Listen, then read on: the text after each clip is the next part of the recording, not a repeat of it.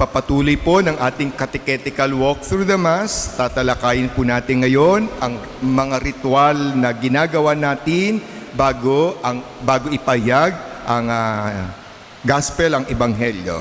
Pero dako muna po tayo dun sa significance of the gospel book. Yan po yung book of the gospels o gospel book. The gospel book is a symbol of Christ's presence in His word. The Gospels are unique among the Scriptures because they contain the life and teachings of Jesus Himself. Sa misa, ang pagpapahayag ng Ebanghelyo ang high point ng liturgy of the Word. May mga ginagawa po tayong pagpapakita ng special reverence, natatanging pagpupugay sa pagbabasa ng Ebanghelyo na hindi natin ginagawa sa ibang pagbasa. Halimbawa sa first reading, sa responsorial psalm, sa second reading, kundi ginagawa lamang natin for the proclamation of the gospel. Isa-isahin ko po yung aking tinutukoy. Una po yung pagtayo, standing. Bakit tayo tumatayo? Sa gospel. Well, ang pagtayo natin ay pagkilala na tayo ay pumapasok sa pinakamahalagang yugto, bahagi ng misa.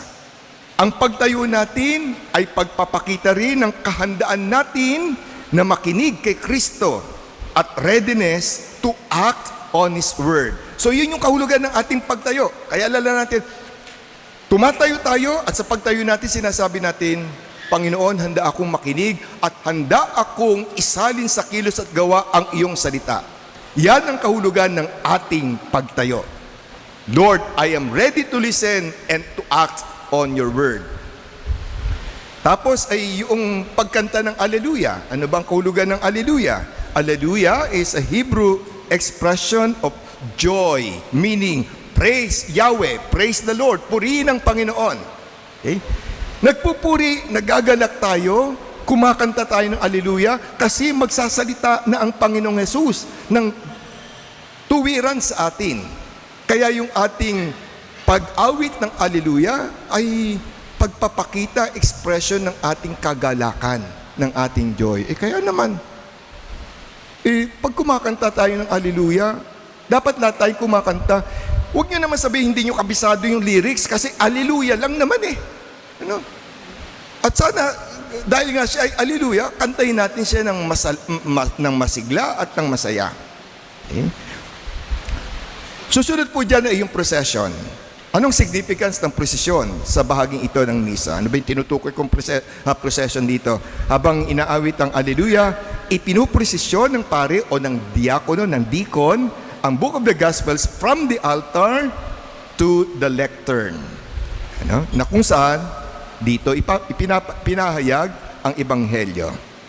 Ngayon, minsan kapag yung tinatawag na high mass, ang mga altar servers ay gumagamit ng mga kandila at insenso para samahan ng pari o deacon na nagdadala ng Book of the Gospels sa prosesyon na ito. Nakadaragdag ito sa solemnity ng magaganap.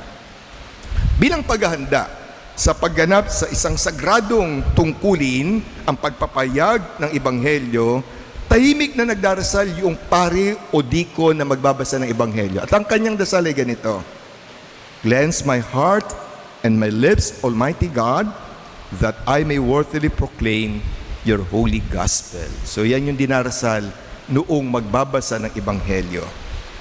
Ngayon, gusto ko lamang pong idagdag dito ang significance ng pagtataas, pagtatanghal at pagpapakita ng Book of the Gospels before it is processed.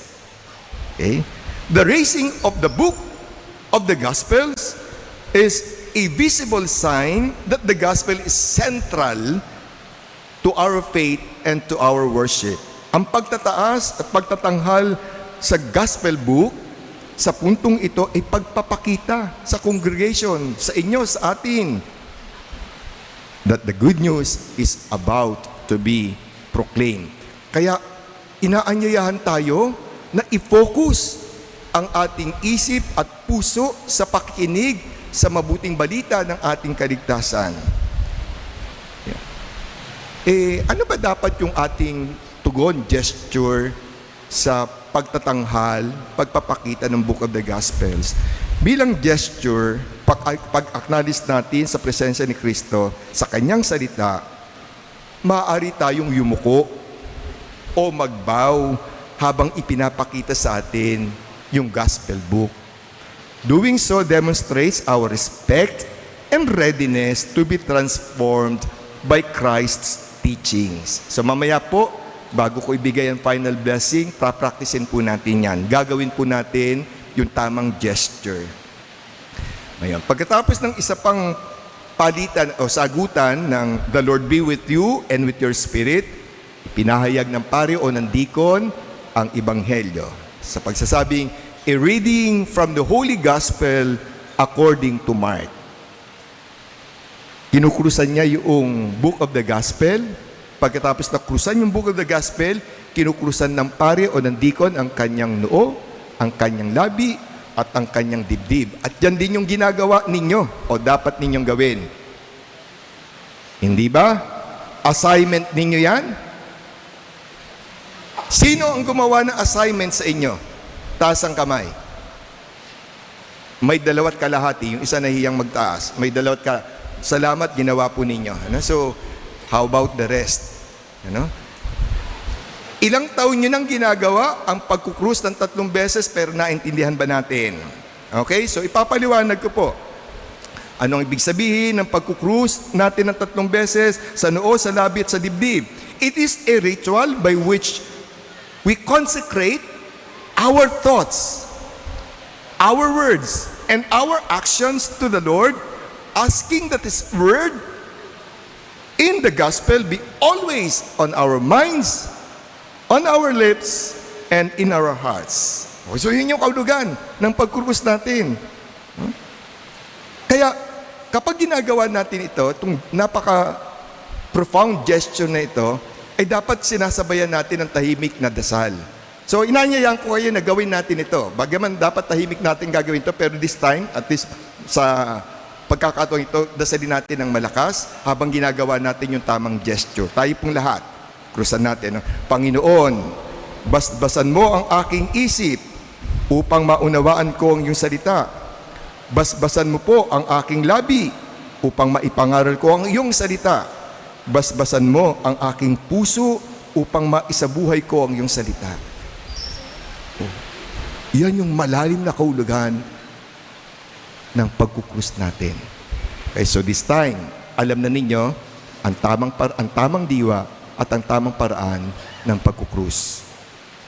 Now, all this ritual ceremony, ang pagtayo natin sa pagpapayag ng ebanghelyo, ang pag-awit ng Alleluia, ang procession of the Book of the Gospels, at ang paggawa natin ng sign of the cross, all this shouts out to us that we are approaching a most sacred moment in the Mass.